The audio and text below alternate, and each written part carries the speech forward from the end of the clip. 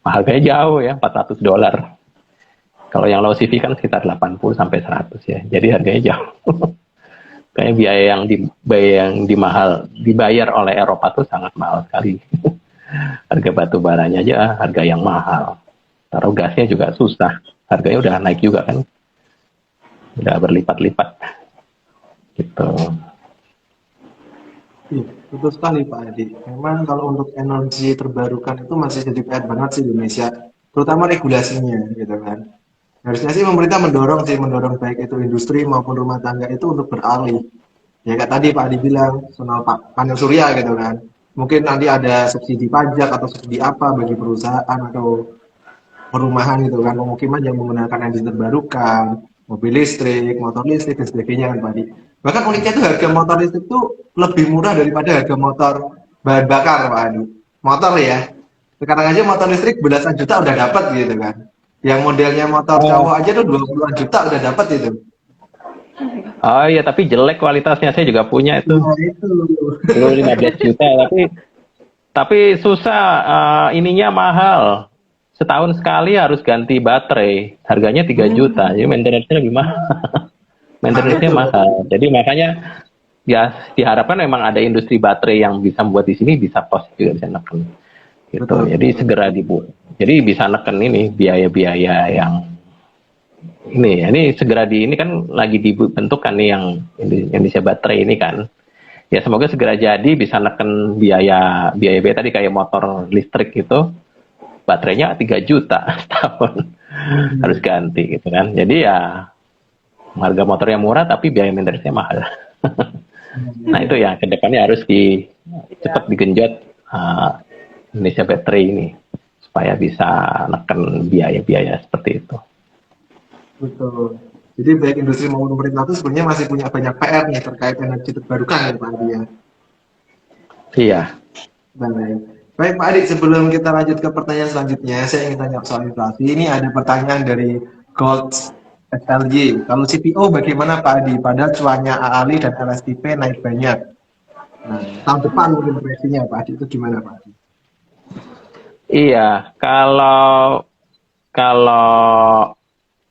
ke depan memang CPO, ini kan memang harganya sudah naik banyak ya.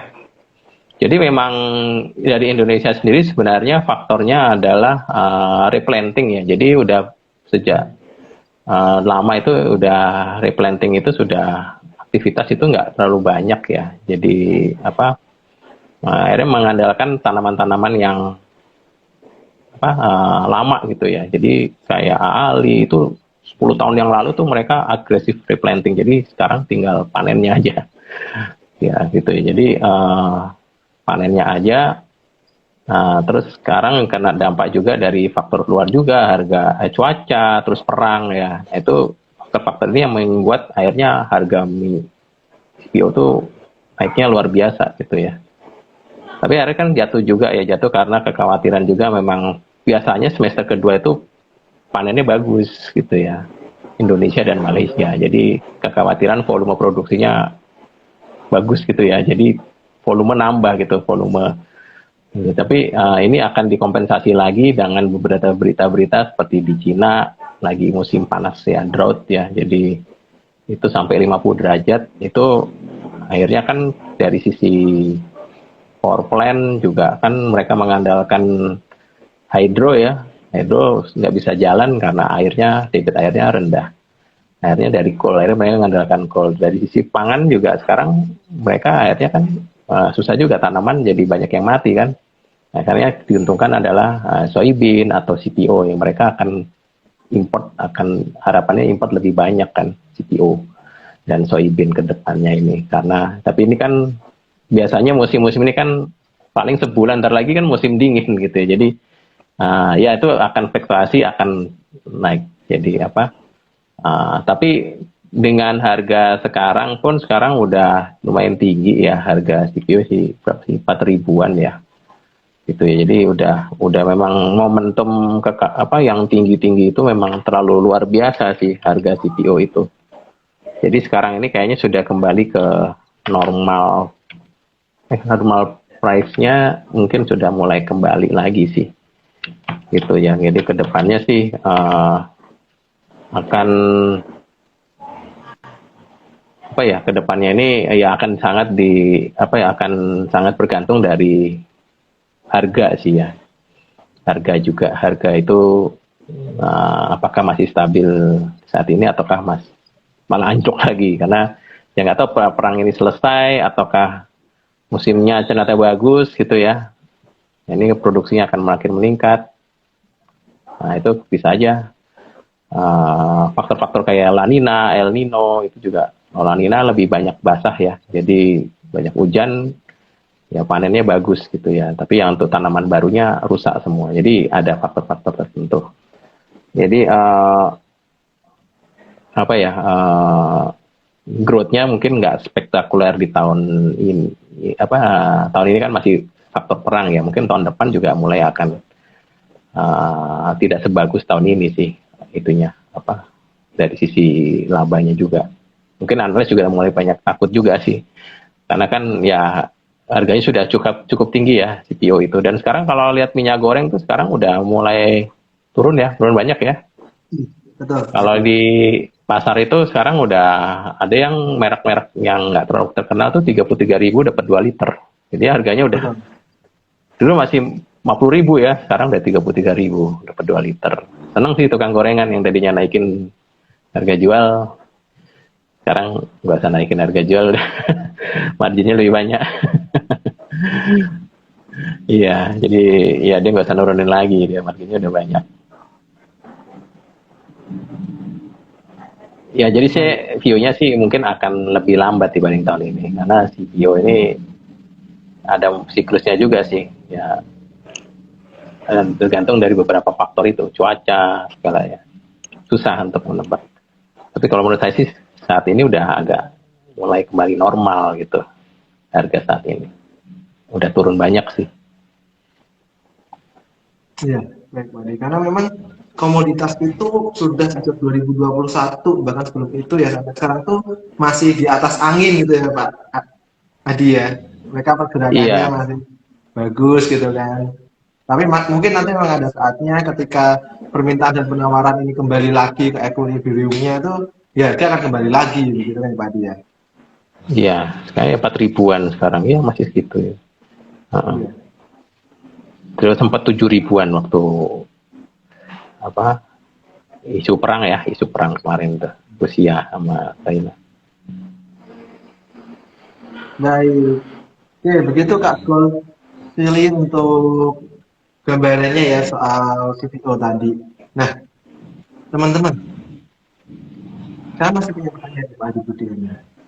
Yang unik dari RAPBN ini ya ketika kita cermati adalah inflasi di situ tertulis tetap akan terjaga di 3,3%. Padahal kenyataannya sebelum Pertalite, TBL, Gas 3 kilogram itu naik, inflasi aja udah 4,95% per bulan ini. Gitu kan. Nah, pandangan dari Pak Adi itu bagaimana nih Pak Adi dengan angka 3,3% tersebut gitu? Atau mungkin Pak Adi ada proyeksi sendiri nih, kira-kira akan kemana gitu inflasinya Pak Adi? Susah sih kalau Pertalite naik masih 3,3%. Ini saya nggak tahu ini apa hitungannya, apa ya, asumsinya uh, agak susah ketika ya mungkin nanti ya mungkin pemerintah tujuannya biar UMK-nya nggak banyak-banyak naik kali. Karena kan salah satu perhitungan juga ini inflasi ya, UMR ini kan udah 2 tahun nggak naik gitu ya. Nah kalau inflasinya dibikin tinggi-tinggi ntar UMK-nya mau naik berapa? Kasihan pengusaha. Ini kepikiran saya ya, mungkin ya nggak tahu ya. Ini kan memang UMR udah 2 tahun nggak naik kan. Nah, salah satu perhitungannya kan adalah inflasi gitu ya, inflasi sama pertumbuhan ekonomi di daerah tersebut. Salah satu komponen ya. Nah kalau inflasinya dibikin tinggi, nanti kan pasti pengusaha pada protes lah. Ini udah biaya semua mahal, tambah UMR naik juga banyak gitu kan. Banyak yang protes tuh pengusaha. Saya khawatirnya ke situ. Jadi ini mungkin ya mungkin pendapat saya kenapa kok asumsinya rendah banget 3,3%. Padahal ini kan ada skenario nya adalah Pertalite bakal disesuaikan gitu ya.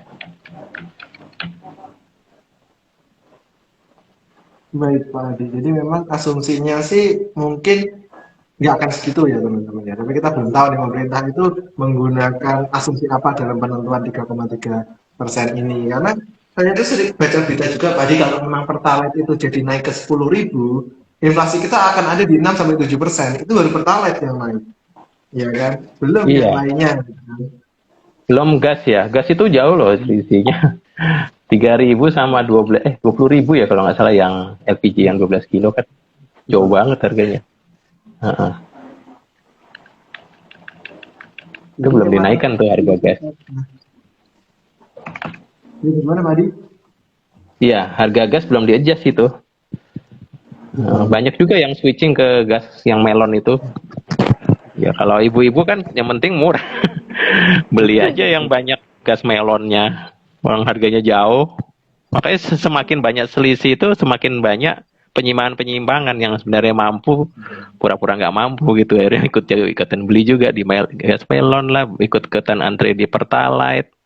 Motor-motor bagus aja ikut ngantri Pertalite gitu ya, Betul. motor-motor ya saya ada beberapa lihat gitu, wah motornya keren bagus tapi belinya Pertalite. Gitu, jadi ya itulah ada penyimpangan-penyimpangan seperti itu yang harusnya nggak ini ya, nggak dilakukan gitu ya. Ya tapi Betul. sama orang kan beda-beda ya.